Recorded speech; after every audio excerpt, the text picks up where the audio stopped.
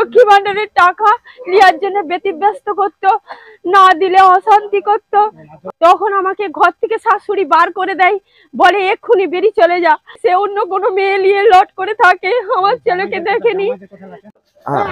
গুরুপাদা ঘোষ, সমীর ঘোষ, নারায়ণ ঘোষ, এই তিনজনের আমরা চরম শাস্তি চাই, শাস্তি চাই, শাস্তি চাই। ওরে বধূ নির্যাতনের কেসে সারা জীবন জানোয়ার কথা। জামাই শ্বশুর ঘরে এসে পরকীয়া জেনেই নাকি ঘর বাঁধতে নারাজ, অভিযোগ সমীরের স্ত্রী মালতীর। অতি কষ্টে অনেক আশা নিয়ে পশ্চিম মেদিনীপুর জেলার চন্দ্রকোনা ১ নম্বর ব্লকের দেওপুর গ্রামের বাসিন্দা উমাপদ মণ্ডল ও স্ত্রী নয়নতারা মণ্ডল তাদের কন্যা মালতী মণ্ডলের বিবাহ দেন বাঁকুড়ার জয়পুর ব্লকের উত্তরবার অঞ্চলের বৈতল এলাকার ঘোষপাড়ায় ১০ বছর আগে। লেনদেন হয় প্রচুর টাকা ও সোনা। জানতে পারা গিয়েছে নগদ ৭ লাখ টাকা ও ১০ ভরি স্বর্ণালঙ্কার সহ একাধিক আসবাবপত্র লেনদেনের মারফত শুভ বিবাহ সম্পন্ন হয়েছিল। কিন্তু অষ্টমঙ্গলার দিন ননদরা এবং স্বামী সমীর ঘোষের পরিবারের তরফ থেকে সমস্ত সোনার গহনা কেড়ে নেওয়া হয়। এমনকি বাবা হবার ইচ্ছাও প্রকাশ করেননি স্বামী সমীর ঘোষ। তারপর দীর্ঘ টালবাহানার মাধ্যমে তার সমাধান হয় এবং একটি সন্তান রয়েছে তাদের।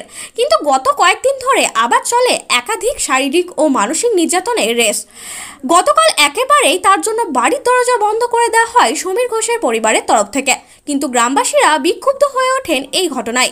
তাদের দাবি, মালতী মণ্ডল বর্তমানে ঘোষ পদবী প্রাপ্ত। বিবাহের পর তাকে বিভিন্নভাবে অত্যাচারিত হতে হয়েছে এবং গ্রামে বসে তা সমাধানের চেষ্টাও করা হয় বারবার, কিন্তু আবার সেই অশান্তি। তাই তারা চান যাতে মালতী ঘোষ, তার বাবা উমাপদ মণ্ডল ও মা নয়নতারা মণ্ডল যাতে সুবিচার পান। তার জন্য জয়পুর ব্লকের বৈতল পুলিশ ক্যাম্পে যান। পুলিশ ক্যাম্প থেকে জানানো হয়েছে তারা রবিবার সারজমিনে তদন্ত করবেন, কিন্তু এতে খুশি নন গ্রামবাসীরা। স্থানীয় বাসিন্দা অভিজিৎ ঘোষ জানান, আমরা যদি এখন ওর স্বামীর বাড়ি ভাঙচুর করি তাহলে এর দায়ভার কে নেবে? একটা সিভিক ভলেন্টিয়ার্স পর্যন্ত আসেনি ক্যাম্পে জানানোর পর। পুলিশ কেন কোনো পদক্ষেপ নিচ্ছে না কেন? আমরা যদি ক্ষুব্ধ জনতার বাড়িতে ভাঙচুর করি, পুলিশ কি তার জন্য দায়ী থাকবে? আমাদের এটাই বলা, আমরা এখনো কোনো কিছু প্রশাসন যদি এর গুরুত্ব না দেয় বাড়িঘর জ্বালিয়ে দেবো। আমরা গুরুত্ব নিজের হাতে মধ্যখানে একই অবস্থা। তবে অভিযোগকারী স্ত্রী মালতী ঘোষকে প্রশ্ন করা হলে উঠে আসে চাঞ্চল্যকর ঘটনার কথা। তিনি বলেন, তার স্বামীর অন্য এক মেয়ের সাথে অবৈধ সম্পর্ক রয়েছে, আর সেই কারণেই বারবার আমাকে মারছে, বাড়ি থেকে বের করে দিচ্ছে। এসার পরে আমাকেও মারলো, মেরে আমার সবকিছু ছিঁড়ে দিয়েছে, দিয়ে সব ছিঁড়ে দিয়েছে, দিয়ে তারপরে আমার ননদরা বলছে বেরিয়ে যাও ঘর থেকে। কান মুতোই মেরেছে বোনকে, মেরে মুখ দিয়ে রক্ত বেরিয়ে গেল। এই যে আপনাদের এই ঘটনাটি ঘটেছে, এটার সূত্রপাত কোথা থেকে ঘটেছে? মানে আজকে হঠাৎ করে আক্রমণ না আগে কিছু হয়েছে? আগে থেকেই এই সংসারে অশান্তি হচ্ছে, অনেক দিন থেকেই। আমাকে প্রথম থেকেই আমার শ্বশুর শাশুড়ি কেউ দেখতে পারেনি, আমার স্বামীও দেখতে পারেনি। স্বামী সব সময় আমাকে দুর্মুখ করে, খাওয়া পড়া সব দিক থেকে। ছেলেকেও আমার ভরণ পোষণ কোনো কিছুই লাইনি। মানে দেখতে না পারার কারণটা কি? দেখতে না পারার কারণ এখন শুনছি আস্তে আস্তে অন্য কোথাও কোনো মেয়ের সঙ্গে একটা লট হয়েছে, যার জন্যে সে আমাকে দেখতে পারেনি। আর কার সঙ্গে সম্পর্ক আছে জানেন? এখানেরই একটা মেয়ে কাজ করে, তার সঙ্গে গোতের বউ বলে তার নাম, সে তার সঙ্গে সম্পর্ক তৈরি হয়েছে, যার জন্যে আমাকে দেখতে পারেনি। আর আমার ছেলেকে ছোট থেকেই চোখে চেয়ে দেখেনি। তার বাবা বলেন, বিয়ের সময় নগদ ৭ লক্ষ টাকা দিয়েছে। চলুন তার বাবা উমাপদ মণ্ডল কি বললেন শুনবো বিস্তারিত। 10 বছর আগে বিয়ে হয়েছিল। আমি দিয়েছিলাম খাট, আলমারি, ফ্রিজ, ড্রেসিং টেবিল, সুকেস, সমস্ত কিছু দিয়েছিলাম।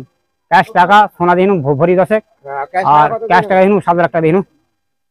ওরা খরচা করতে নিয়ে যাবো বাড়ি। এই সময় বাঁকুড়া জয়পুরের ঘোষপাড়ার পরিবেশ উত্তপ্ত, তা বলার অপেক্ষায় রাখে না। দাবি একটাই, মেয়েটি যেন উপযুক্ত ন্যায় বিচার পায়। তার জন্য গ্রামবাসীরা একজোট হয়েছিলেন গতকাল। চলুন আর কি জানতে পারা গিয়েছে দেখে নিন বিস্তারিত। উল্লেখ্য, গতকাল সন্ধ্যায় জয়পুর পুলিশ প্রশাসনের আধিকারিকরা খোঁজ খবর নিয়েছেন বলে সূত্র মারফত খবর। আজ উভয় পক্ষের উপস্থিতিতে মেয়েকে 1 মাস থাকার পরামর্শ দেওয়া হয় থানার পক্ষ থেকে। বাঁকুড়া জয়পুর থেকে ইনামুল ভুইয়ার রিপোর্ট, নিউজ 10 বাংলা। আজকের ক্ষেত্রে আমি আজকে থানা গেলাম। এর দীর্ঘদিন আগে একবার কেস ঘটেছিল, তখন প্রতিবেশীলে একবার বসা হয়েছিল প্রথম বাচ্চাটার সময়। তখন দেখলুম যে জামাই বাচ্চা নেবে না, ও বলছিল যে আমার চাকরি হলে বাচ্চা নেবো। আমি মনে তোমার চাকরি কবে হবে, তোমার তো এমনি তো বয়স হয়ে গেল 35-40 বছর, আর পরে কবে চাকরি হবে, তুমি তারপর বাচ্চা নেবে? আমি বিয়ে থা দিয়েছি, মেয়ে ছেলেটা তো সংসার ধর্ম করার জন্য, সংসার হবে। সংসার কি জন্য? বাবা মা মেয়েরা ছেলেদের বিয়ে দেয় কি জন্য? সংসার হওয়ার জন্য। সংসার হওয়ার জন্য একটা ছেলে হতে হবে না, মানে ছেলে লুবানি এরকম করে সে আবড়ায়। এবারে আমরা বললাম তাহলে ছেলে একটা হোক। হওয়ার পরে জোরপুরি যে একটা ছেলে বাচ্চা এসে গেল, এসে যাওয়ার পরে সেই বাচ্চাটাকে ওরা চিকিৎসা করলো নি, কোনো মতে না করার কারণে আমি দেখলাম যে আর চিকিৎসা করবেন, তাহলে আমি করি। করার পরে 3 মাস 6 মাস বাদে চিকিৎসা করার পরে সেটা করলুম, করার পরে সেটা নষ্ট হয়ে গেল। হয়ে আবার পুনরায় আবার প্রতিবেশী বসা হলো যে বাচ্চা লিয়া হোক, এরকম একটা সিদ্ধান্ত নিয়ে হলো। তখন ফাড়ি স্ক্যাম থাকাতে একবার উপস্থিত থাকাতে স্ক্যাম ফটো তুলে সমস্ত কিছু বাম্মা থাকাতে সূচনা নেওয়া হলো যে হ্যাঁ আবার বাচ্চা লিয়া হবে। নেওয়ার পরে 1 বছর বাদে আবার একটা বাচ্চা নেওয়া হলো। সেই বাচ্চাটিকে নেওয়ার পরে বলো তুমি দায়িত্ব নেবে। ওই যে আমি কেন দায়িত্ব নেবো? না তোমরা যেহেতু লিবে বলছো বাচ্চা, তাহলে আমাকে সবকিছু খোরাক পয়সা বহন করতে হবে। আমি খোরাক পয়সা কি সারা জীবন আমি কি বেঁচে থাকবো? আমি তো বেঁচে থাকতে পারিনি। বাম্মা বিয়ে দিয়েছি কি জন্য? তাদের জামাই ছেলে দেখে দিয়েছি, তার বাবার বিষয় সম্পত্তি স্টেট দেখে আমি দিয়েছি। তাহলে এখন পর্যন্ত যদি আমাকে দায়িত্ব নিতে হয়, তাহলে আমি আজ আছি বর্তমান, কালকে আমি গত হয়ে যাবো। আমার ছেলে তো আমার মেয়েকে দেখবে না, আমার লাতিকেও দেখবে না। তার জন্য কি করছো? এর জন্য আজকে আবার পুনরায় আসার জন্য, আজকের ক্ষেত্রে আমি যে এসেছিলাম, আমি আমার মেয়েকে নিয়ে দেখতে এসেছিলাম। আমার জামাই একটা অ্যাক্সিডেন্ট ঘটনা হওয়ার ফলে দেখতে এসেছিলাম, কোনো ফলপাতি নিয়ে।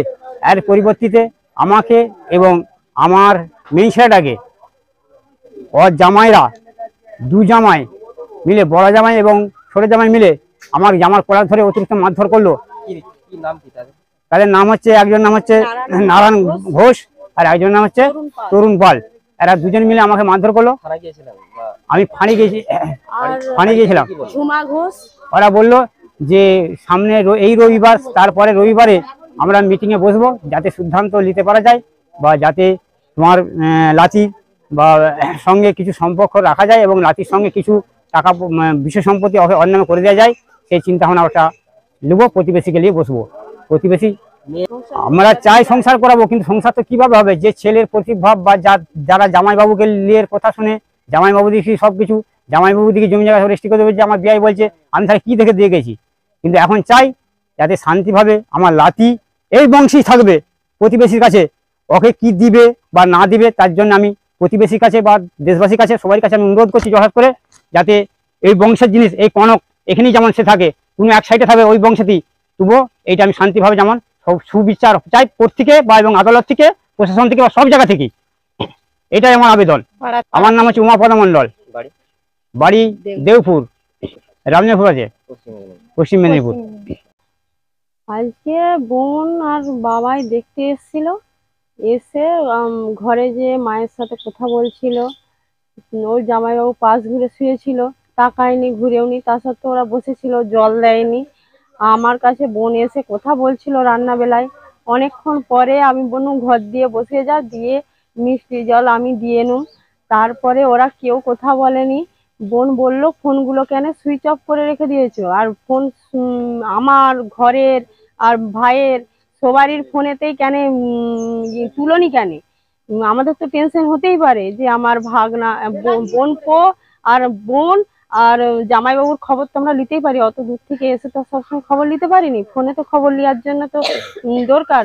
কিন্তু ওরা বলছে আপনারা কি প্রয়োজনে কাজে লাগেন, প্রয়োজন তো আপনাদের সঙ্গে কিছু নাই। ওর ছোট জামাই বলছে, জামাইবাবু। দিয়ে তারপরে বাবাকে ডেকে নিয়ে গেল দুয়ারেতে, দিয়ে বলল আপনি কি বলছেন, এখানকে বসবেন, আসুন ঘরে বসে কথা বলুন। দিয়ে চেয়ারে বস করে রেখে দিয়ে বাবার সঙ্গে অনেকক্ষণ ধরে কথা কাটাকাটি হচ্ছিল, বড় জামাইবাবু ছোট জামাইবাবুর সাথে। আমার সঙ্গে বোন রান্নাবেলায় গল্প করছিল, তা করতে যখন শুনি যে বাবার সঙ্গে এমন জোরজবস্তি করছে, গোলার কোলার ধরে গোলা টিপে মারতে যাচ্ছে, তখন আমরা ছুটে দুয়ারকে আসি। এসে দেখি যে এরকম অবস্থায় বাবাকে মারধর করছে। বাবাকে বলছি বাবা তুমি চুপ দাও, ওদের সঙ্গে কিছু বলোনি। বলছি বাবা বলেছে যে আমার মেয়েকে কতদিন আমি টানবো, সমস্ত খরচা আমি কিভাবে চালাবো, ভাত দাওনি কেন? যেমনি এই কথাটা বলেছে। কি বললেন এত বড় কথা বলে? ছোট জামাইবাবু বলেছে যে সম্পত্তির ভাগ নিতে আসছেন, সম্পত্তিটা আপনাদের কি এখানে বলার? আপনি কে এখানে বলার? তাহলে বাবা বলেছে আমি সম্পত্তি নিয়ে কিছু জানতে চাইনি, আমার মেয়ে আর লাতি এখানে ভালো থাকলে সেটাই যথেষ্ট। কিন্তু ওরা বলছে সম্পত্তি নিয়ে এখানে কোনো কিছু বলতে আসবেন না, আর সব সময় হুমকি দেখাচ্ছেন এদিকে সবকিছু লিয়ার জন্য। তারপরে বললো আমার বাবাকে কেন মারছেন কেন, বলতেই বলছে তুমি এখানে কিছু বলবে না, তুমি এখান থেকে বেরিয়ে যাও, তোমার এখানে কোনো কিছু নাই বলে মারলো। মারার পরে আমি এলুম, এসার পরে আমাকেও মারলো, মেরে আমার সবকিছু ছিঁড়ে দিয়েছে, দিয়ে সব ছিঁড়ে দিয়েছে। দিয়ে তারপরে আমার ননদরা বলছে বেরিয়ে যাও ঘর থেকে, কান মুতোই মেরেছে বোনকে, মেরে মুখ দিয়ে রক্ত বেরিয়ে গেল। এই যে আপনাদের এই ঘটনাটি ঘটেছে, এটার সূত্রপাত কোথা থেকে ঘটছে? মানে আজকে হঠাৎ করে আক্রমণ না আগে কিছু হয়েছে? আগে থেকেই এই সংসারে অশান্তি হচ্ছে অনেক দিন থেকেই। কিভাবে? আমাকে প্রথম থেকেই আমার শ্বশুর শাশুড়ি কেউ দেখতে পারেনি, আমার স্বামীও দেখতে পারেনি। স্বামী সব সময় আমাকে দুর্মুখ করে, খাওয়া পড়া সব দিক থেকে, ছেলেকেও আমার ভরণ পোষণ কোনো কিছুই লাইনি। মানে দেখতে না পারার কারণটা কি? দেখতে না পারার কারণ এখন শুনছি আস্তে আস্তে অন্য কোথাও কোনো মেয়ের সঙ্গে একটা লট হয়েছে, যার জন্যে সে আমাকে দেখতে পারেনি। আর জানেন কার সঙ্গে সম্পর্ক আছে জানেন? এখানেরই একটা মেয়ে কাজ করে, তার সঙ্গে গোতের বউ বলে তার নাম, সে তার সঙ্গে সম্পর্ক তৈরি হয়েছে, যার জন্যে আমাকে দেখতে পারেনি। আর আমার ছেলেকে ছোট থেকেই চোখে চেয়ে দেখেনি, তার খাওয়া পড়া অসুবিধে সুবিধে রোগ জ্বালা।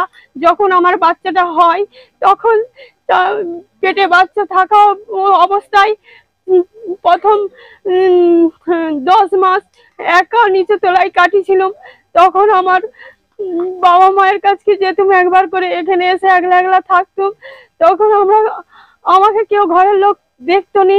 তারপরে ছেলেটা নিয়ে যখন আমি এখানে 4 বছর কাটালুম, তখন 15 দিন 1 মাস করে থাকতুম, চলে যেতুম, নিচে তলায় পড়ে থাকতুম, জ্বর অসুখ বিসুখ হতো। আমার স্বামী 3টে দরজা বন্ধ করে পাখা জুড়ে ঘুমাতো, শ্বশুর শাশুড়িও যে ঘুমাতো, খোঁজ খবর নিত নি, ভালো অসুবিধে সুবিধে দেখতো নি। তারপরে এই যে সার্বিক ঘটনাটা, এর জন্য আপনারা কি থানায় বা ক্যাম্পে জানিয়েছিলেন? কখনোই আমি জানাইনি। আমি ভেবেছিলাম যে এই সংসারটা মানিয়ে নেওয়ার চেষ্টা করব, বা ওই স্বামীকে পরিবর্তন হয়ে যাবে। শত কষ্টের পরেও আমি কষ্ট করে থেকেছি। ওই শাশুড়ি মা পাতেতে আমার কোনো খাবার দিত নি, তরকারি একটা সবজি কোনো কিছু হলে সেই জিনিসগুলো দিত নি, শুধু আলুর তরকারি দিয়েই ভাত দিত, আলু ভাতে মেখে দিয়ে দিত, শাক দিয়ে দিত, আর কিছু দিত নি। সেভাবেও খেয়ে থেকেছি। সার্প জামা কাপড় কাচতে দিত নি, গায়ে সাবান মাখতে দিত নি, সব চাবি দিয়ে রেখে দিত, সব চাবি দিয়ে রেখে দিত, আমার হাত তুলা করে রেখে দিত, শুধু ভাত মুড়ি ছাড়া আর কিছু পেতুম নি। তারপরে স্বামী, আমি বাপের ঘর গেলেও খুব আফসোস করতুম যে স্বামী আমার খোঁজ খবর নিবে, আপদে বিপদে কোনোদিন ফোন করলে ফোন তুলতো নি, আমার ছেলের খবর নিত নি। লক্ষ্মী ভান্ডারের টাকা নেওয়ার জন্য ব্যতিব্যস্ত করতো, না দিলে অশান্তি করতো। আমি দিতে চাইতুম নি বলে বলতো স্বামী আগে না টাকা আগে। আমি এখন প্রথম থেকেই টাকা তুলে দিতুম ভয়ে ভয়ে। সত্যি কথা বলতে এদানি দিইনি, কারণ আমি ভাবছি বাম্মা কতদিন দায়িত্ব চালাবে, আর আমি আমার হাত খরচা কিভাবে চালাবে, আমার ছেলেটাকে নিয়ে আমি কিভাবে বাম্মার কাছে সবসময় খরচা চালাবো। তাই লক্ষ্মী ভান্ডারের টাকাটুকু থাকলেও কিছু কিছু কিনতে পারবো, কিছু কিছু খেতেও পারবো, ছেলেটাকে টিউশনি দিতে পারবো। ভালো স্কুল ভালো টিউশনি কিছু দেয়নি, ঘর থেকে 1 পো দুধ কিনেও কোনোদিন খাওয়ায়নি, কোনো খাবার কিনে খাওয়ায়নি। এখন চাইছি ছেলেটাকেও খেতে দেয়নি। প্রথমবারে একটা বাচ্চা হয়েছিল, এটা 2 নাম্বার। প্রথমবারের বাচ্চাটাও যখন হয় তখনই খুব অশান্তি হয়েছিল, সবসময় যখনই হতো তখনই বলতো নষ্ট করে দেবো, ওয়াশ করে দেবো। সেইবারের বাচ্চাটাকে নিয়েও আমরা চেয়েছিলাম, আমাকে একটা খারাপ নামে পরিচিত করতে চেয়েছিল। আমি চেয়েছিলাম যে ছেলেটা হলে রক্ত পরীক্ষা করলে টেস্ট করলে ধরা পড়বে, যার জন্য কষ্ট করে থাকতে চেয়েছিলাম। 5 মাসের বাচ্চাটাকে 3 মাসের চিকিৎসা করানো হয়। আমার শ্বশুর ডাক্তার হলেও তিনি এইভাবেই আমাকে নিয়ে যে ইঞ্জেকশন দিয়ে, তখন আমার 20 বছর বয়স ছিল, আমার অতটা জ্ঞান ছিল নি, বুঝতে শিখতুম নি। তারপরে এখানে এনে স্বামী স্ত্রী আলাদা করে দিল। আমার শ্বশুর শাশুড়ি আমার বিছানাপত্র সব বার করে ফেলে দিল, নিচে ঘরে রেখে দিয়েছিল। আমি সেভাবেই থাকতাম। থাকতে থাকতে এত বছর কাটাই। আমার এই 5 মাসের পর থেকে যখন 9 মাস পর্যন্ত একলাই নিচে ঘরে থাকতাম, পাখা ইঁদুরে কেটে দিত, ওরা বাগিয়ে দিত নি, লাইট কেটে দিত, অন্ধকারে থাকতো। আমার বোনে দিকে কিছুতে খবর দিয়ে বলতো একটা টর্চ দে, অন্ধকারে থাকতে পারিনি। তারপরে একদিন যখন 9 মাসের বয়স হয়ে যায়, তখন আমাকে ঘর থেকে শাশুড়ি বার করে দেয়, বলে এক্ষুনি বেরিয়ে চলে যা। আমার ছেলে আসার আগে ঘর থেকে বেরিয়ে যা, আমাকে ব্যাগপত্র বার করে দেয়। আমি তখন আকুলি বিকুলি করে কেঁদে আমার বোনকে ফোন করে ডাকি যে বোন তুই বেরিয়ে আয়। বোন তখন কালীপুর কলেজে পড়ে, মা বাবাকে না জেনেই আমাকে এখান থেকে নিয়ে গেছিল। নিয়ে যে সেখানে চিকিৎসা করে ছেলে হয়েছিল, কিন্তু সে বাচ্চা নষ্ট হয়ে গেছে। 3 দিন বেডিং হয়ে শত কষ্টের পরে বাবা মা বলেছিল ডাক্তারের লাড়ি পচে গেছে, বহু টাকা খরচা হয়ে গেছে। আজকে বাবা মায়ের জন্য বেঁচে আছি। বলছি আপনারা মানে এখনো চাইছেন যে যাতে স্বামী আপনার সঙ্গে থাকে? সেটা তো চাইছি, কিন্তু তার তো এরকম পরিস্থিতি, সে অন্য কোনো মেয়ে নিয়ে লট করে থাকে। আমার ছেলেকে দেখেনি, ওদের সংসার চলে মেয়ে জামাইদের কোথায়। মেয়ে জামাইরা যা বলে এই স্ট্যাটাসটা সেভাবেই চলে। কত টাকা ধান বিক্রি হবে, কত টাকার আলু বিক্রি হবে, কত কি হবে, সবকিছু ওদের হিসেব নিকেশ, মাথা গোলানোর সবকিছু এখানে। আমার ঘরে আমার কোনো ঠাঁই নাই, আমার কোনো এখানে কোনো কিছু জায়গা নাই। সব জিনিস থেকে আমাকে দূরত্ব করে রাখা হয়। এর পরে কি আপনারা মানে বিয়ের পরে আমাকে গিয়েছিলেন? হ্যাঁ, এর পরে আমি থানায় গেছিলাম, জানিয়েছি। তারা বলেছে আসবে এখানকে, পরে রবিবারে এখানে এসে ওদিকেও ডাক করাবে, সবাইকে নিয়ে একটা ফাইসালাই বসবে।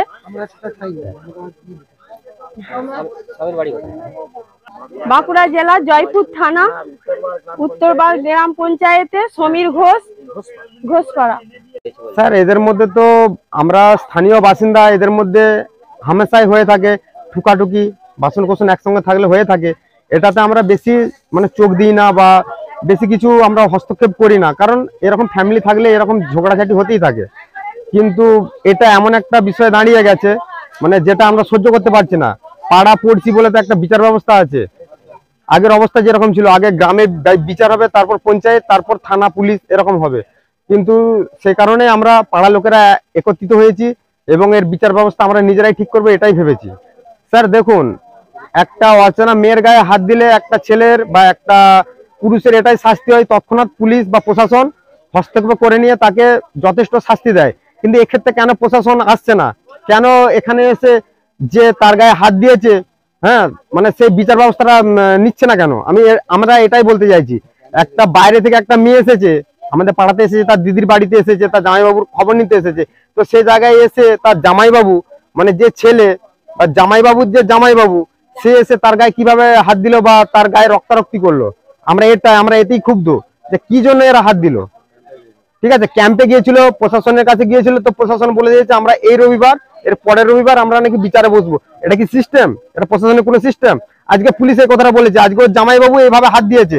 আমরা যদি আজকে রাস্তাঘাটে কোনো মেয়েকে দেখে এইভাবে টর্চার করে হাত দিই, পুলিশও কি একই ডেট নেবে নাকি একই সময় নেবে? এর জন্য আমরা খুব দৌড়ে উঠেছি। আমার নাম অভিজিৎ ঘোষ, বৈতল ঘোষপাড়া। গুরুপাদা ঘোষ, সমীর ঘোষ, নারায়ণ ঘোষ, এই 3 জনের আমরা চরম শাস্তি চাই। ওরে বধূ নির্যাতনের কেসে সারা জীবন জানোয়ার কথা। জামাই শ্বশুর ঘরে এসে বৌমায়ের সঙ্গে মারধর পিটাপিটি, বৌমায়ের বাবাকে মানো না জানো। পুলিশ কেন কোনো পদক্ষেপ নিচ্ছে না কেন? আমরা যদি ক্ষুব্ধ জনতার বাড়িতে ভাঙচুর করি, পুলিশ কি তার জন্য দায়ী থাকবে? আমাদের এটাই বলা, আমরা এখনো কোনো কিছু প্রশাসন যদি এর গুরুত্ব না দেয়, বাড়িঘর জ্বালিয়ে দেবো। আমরা গুরুত্ব নিজেরা হাতে নিই। মধ্যখানে একই অবস্থা।